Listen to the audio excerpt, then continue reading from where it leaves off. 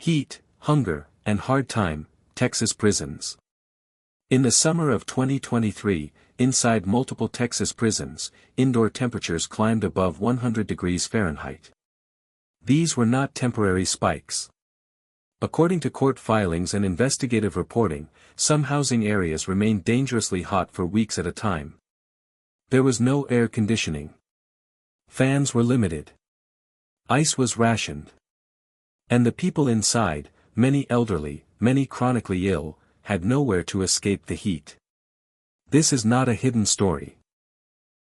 It is documented in lawsuits, confirmed by medical examiners, and acknowledged by state officials. Yet it continues. This is the story of how heat, hunger, and long sentences intersect inside the Texas prison system, and why the consequences have become impossible to ignore. Before we go further, if you value deeply researched, fully factual prison and crime documentaries like this one, take a moment to like this video and subscribe to Beyond the Bars. Your support directly helps us continue sharing stories that are often overlooked, but critically important. The scale of Texas incarceration. Texas operates the largest state prison system in the United States.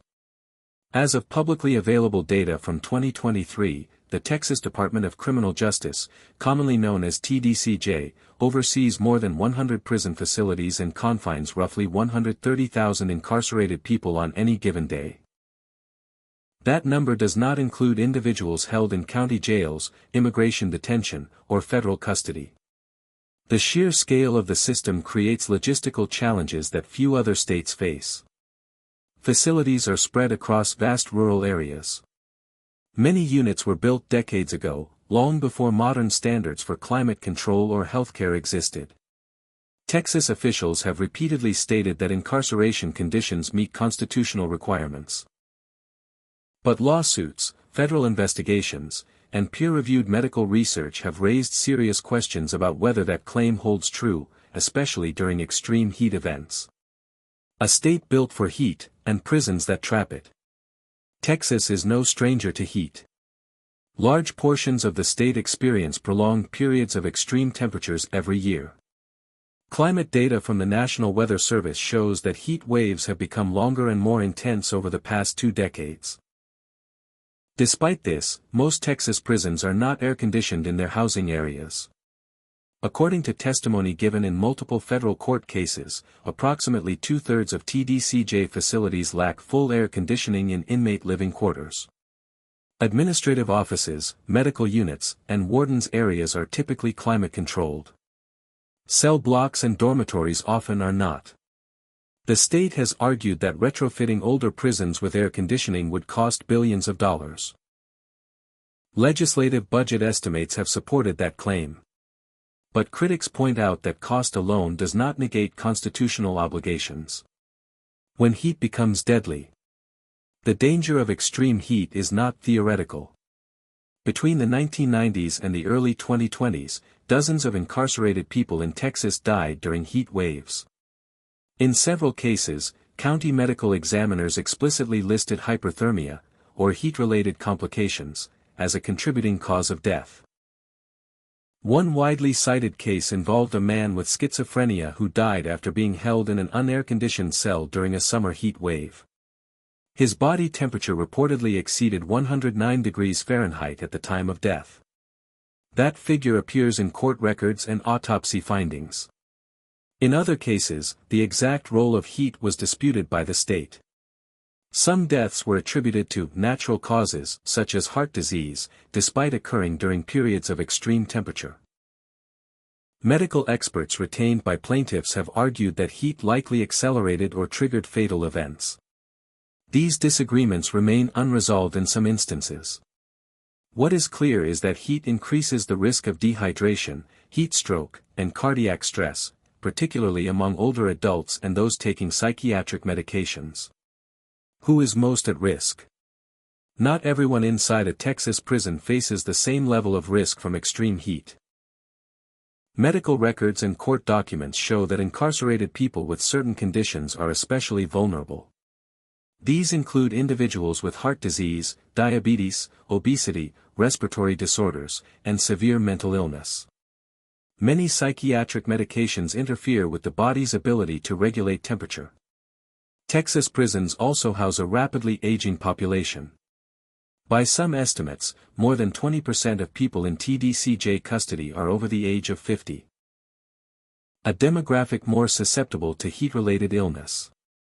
Advocacy groups have argued that these factors create a foreseeable risk of serious harm. In legal terms, that matters. Under established constitutional standards, prison officials may be held liable if they show deliberate indifference to known dangers. The state's response. Texas officials have not denied that prisons get hot. Instead, the state has emphasized mitigation measures. These include providing ice water, allowing extra showers, distributing fans where available, and opening, cool-down areas in air-conditioned spaces for limited periods. In court filings, TDCJ has argued that these steps are sufficient to prevent unconstitutional conditions. The state has also pointed to a heat protocol that requires staff to monitor vulnerable individuals during high-temperature days. Critics counter that these measures are inconsistently applied and often inadequate. Internal documents disclosed during litigation show that ice machines have broken down, fans have malfunctioned, and staff shortages have limited access to cooler areas. The question before the courts has been narrow but profound: at what point does heat cross the line from discomfort into cruel and unusual punishment? Federal courts step in. In recent years, federal judges have begun issuing increasingly blunt rulings about heat in Texas prisons. In several cases, courts ordered temporary relief measures for medically vulnerable incarcerated people, including transfers to air-conditioned housing. Judges cited extensive evidence that extreme heat posed a substantial risk of serious harm. However, no sweeping statewide mandate has yet forced Texas to install air conditioning across all prison housing units. Appeals are ongoing. Some rulings apply only to specific facilities or categories of prisoners. The legal battle is far from over. And while courts deliberate, summers keep coming. Food as a system, not a meal. Every day, the Texas prison system prepares and serves hundreds of thousands of meals. Food inside Texas prisons is not managed unit by unit. It is centralized, standardized, and governed by policy manuals that dictate calorie counts, portion sizes, and approved ingredients. The goal, according to official documents, is to meet minimum nutritional requirements at the lowest possible cost. For decades, food service inside Texas prisons was handled almost entirely in-house by the Texas Department of Criminal Justice. But as costs rose and budgets tightened, the state increasingly turned to private vendors and industrial-scale procurement. By the early 2010s, cost-cutting had become a defining feature of prison food policy. Calories versus nutrition. According to TDCJ documentation and testimony given in court cases, incarcerated people typically receive between 2,600 and 2,800 calories per day. On paper, that figure meets or exceeds federal dietary guidelines for adult men. But nutrition experts have repeatedly emphasized that calories alone do not equal adequate nutrition. Investigations by journalists and nonprofit organizations have found meals heavy in starches, white bread, pasta, rice, and light on fresh fruits, vegetables, and protein. Meat is often replaced with soy-based products, a practice that has drawn lawsuits alleging digestive problems and allergic reactions. Courts have generally ruled that soy use is constitutional, though individual medical accommodations may be required. The gap between calorie sufficiency and nutritional quality has become one of the most persistent criticisms of Texas prison food. The food loaf controversy. Few prison foods are as controversial as food loaf. Food loaf, sometimes called Nutriloaf, is a dense, baked mixture of various ingredients designed to be nutritionally complete. In Texas, its use has been limited and regulated, typically reserved for disciplinary purposes. Civil rights lawsuits have challenged the practice nationwide, arguing that food loaf is punitive and degrading. Courts have issued mixed rulings, generally allowing its use if it meets nutritional standards and is not applied excessively. In Texas, public records indicate that food loaf is not a staple of daily meals, but its very existence has become symbolic of how food can be used as a control mechanism inside prisons. Hunger despite the numbers. Despite official calorie counts, many incarcerated people report persistent hunger. This claim is difficult to quantify. Hunger is subjective, and TDCJ maintains that meals meet nutritional requirements. But letters from incarcerated individuals, sworn affidavits in lawsuits, and interviews conducted by journalists tell a consistent story. Portions are often small, food quality is poor, and meals are sometimes served cold or late. One factor frequently cited is timing. Dinner may be served in the late afternoon, with no additional food until breakfast the next morning. Commissary purchases. Snacks bought with personal funds become a critical supplement. For those without money, hunger becomes part of the sentence. The commissary economy. The prison commissary functions as a parallel food system. Incarcerated people with financial support from family or prison jobs can purchase ramen noodles, tuna packets, cookies, and other calorie-dense foods. These items are often high in sodium and sugar, but they fill stomachs. Critics argue that this creates a two-tier system. Those who can afford commissary eat more, while those who cannot remain hungry. Texas officials counter that commissary is optional and that basic needs are met through regular meals. The reality, documented in numerous reports, lies somewhere in between. Commissary is not required, but it is often relied upon. Heat and hunger together. Heat and hunger do not exist in isolation. Medical experts have testified that inadequate nutrition can worsen the effects of extreme heat. Dehydration, electrolyte imbalance, and fatigue are more dangerous when diets are poor. In lawsuits challenging heat conditions, plaintiffs' attorneys have cited food quality as a compounding factor. The argument is not that meals alone cause harm, but that they reduce the body's resilience. Texas has disputed these claims, and courts have not issued definitive rulings linking food policy directly to heat-related deaths. The connection remains medically plausible but legally unsettled. Staff shortages and missed meals. Another factor complicates food access: staffing. Like many prison systems, Texas has struggled with chronic staff shortages. When facilities are understaffed, movement is restricted. Chow halls may operate late.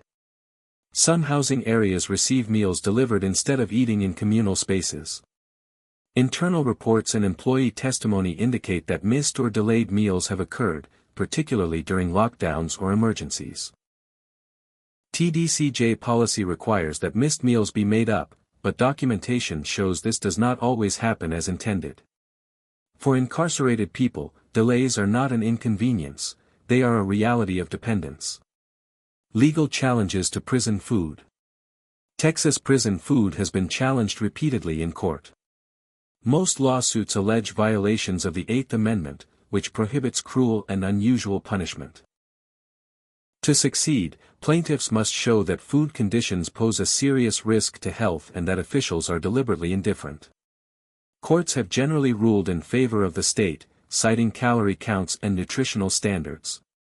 However, some cases have resulted in policy changes, especially for individuals with medical or religious dietary needs. The legal threshold is high. Hunger alone is rarely enough. The human experience. Statistics and policies only tell part of the story. For people serving long sentences, sometimes decades, food becomes routine, and routine becomes life. The sameness, the lack of choice, and the dependence on an institution for every meal shape psychological well-being. Formerly incarcerated individuals interviewed after release often described food as one of the most persistent reminders of confinement. Not because it was always unbearable, but because it was never theirs. Medicine behind the walls. Healthcare inside Texas prisons exists at the intersection of medicine, security, and cost control. Responsibility for medical care ultimately lies with the Texas Department of Criminal Justice, but much of the actual care is delivered through contracts with university medical systems. These partnerships are intended to provide standardized treatment while containing costs. On paper, every incarcerated person has a constitutional right to adequate medical care. In practice, access depends on staffing levels, triage decisions, and administrative approval. For many inside, healthcare is not denied outright, it is delayed. The wait to be seen. To receive medical attention in a Texas prison, incarcerated people must submit a written request known as a sick call. According to official guidelines, routine requests may take days or weeks to process. Urgent cases are supposed to be triaged more quickly, but internal audits and court testimony show that delays are common, especially during staff shortages. Multiple lawsuits have documented cases where symptoms worsened while individuals waited to be seen. In some instances, conditions that were initially treatable became life-threatening. Texas officials have acknowledged delays but argue that the system, overall, meets constitutional standards. Courts have repeatedly stated that negligence alone does not equal a constitutional violation. The line is crossed only when delays reflect deliberate indifference. Chronic illness in a punitive environment. Texas prisons house tens of thousands of people with chronic medical conditions. These include diabetes, hypertension, asthma, hepatitis, HIV, and heart disease. Managing such illnesses requires consistent medication, regular monitoring, and dietary accommodation. Conditions difficult to maintain in a security-driven environment. Court records reveal recurring problems, missed doses, interrupted treatment schedules, and difficulty accessing specialists. While Texas provides chronic care clinics in many units, staffing shortages and transportation constraints often limit their effectiveness. Medical experts have testified that inconsistent care increases the risk of complications. The state has countered that perfection is not the constitutional standard. Mental illness and isolation. Mental health care is one of the most heavily scrutinized aspects of the Texas prison system. A significant percentage of incarcerated people in Texas have diagnosed mental illnesses, including major depressive disorder, bipolar disorder, schizophrenia, and PTSD. Many enter prison already ill. Others deteriorate inside. Texas operates specialized mental health units, but court findings have shown that people with serious mental illness are still placed in solitary confinement or restrictive housing. Prolonged isolation has been linked, in medical literature, to worsening psychiatric symptoms. In several high-profile cases, federal judges ruled that the treatment of mentally ill prisoners violated constitutional standards.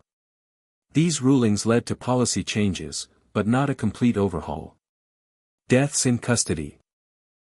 When someone dies in Texas prison custody, the death is documented, but transparency has limits. Official reports classify deaths as natural causes, homicide, suicide, accident, or execution. Advocacy groups and journalists have scrutinized these classifications, especially in cases involving medical neglect or suicide. Court records show that some deaths followed repeated requests for care. Others occurred shortly after release to hospitals. Establishing causation is difficult, and the state often disputes claims of responsibility. What is not disputed is that incarceration magnifies vulnerability. People who are sick, mentally ill, or elderly face risks that freedom would mitigate. Suicide and self-harm. Suicide remains a leading cause of death in U.S. prisons, including in Texas. Federal investigations have identified failures in suicide prevention. Inadequate monitoring, poor communication between staff, and delayed mental health intervention. Texas has implemented screening tools and observation protocols, but incidents persist.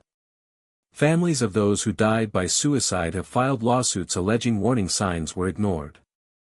Outcomes vary. Some cases result in settlements. Others are dismissed. The pattern, documented across decades, suggests systemic strain rather than isolated failure. The role of time. Time itself is a force inside prison. Long sentences mean long exposure, to heat, to inadequate nutrition, to delayed care. Texas has one of the largest populations of people serving decades-long or life sentences, including those convicted under past sentencing laws that allowed limited parole eligibility. Aging in prison accelerates health decline. Medical costs rise. Mobility decreases. Yet release opportunities remain rare for many. Legal scholars have argued that systems designed for short-term confinement struggle to adapt to mass long-term incarceration. Texas is no exception. Oversight and limits. Oversight of Texas prisons comes from multiple sources: internal audits, legislative committees, federal courts, and the media. Each has limits. Legislators control funding but face political pressure. Courts intervene only when legal thresholds are met. Internal oversight depends on the same agency being reviewed. Reform efforts have produced incremental change, policy updates, pilot programs, targeted relief. But structural transformation remains slow. Heat weakens the body. Hunger erodes resilience. Medical neglect compounds both. In the final part of this series, we examine accountability, what reform would actually require, what has been promised, and what remains unresolved inside Texas prisons. This is Beyond the Bars.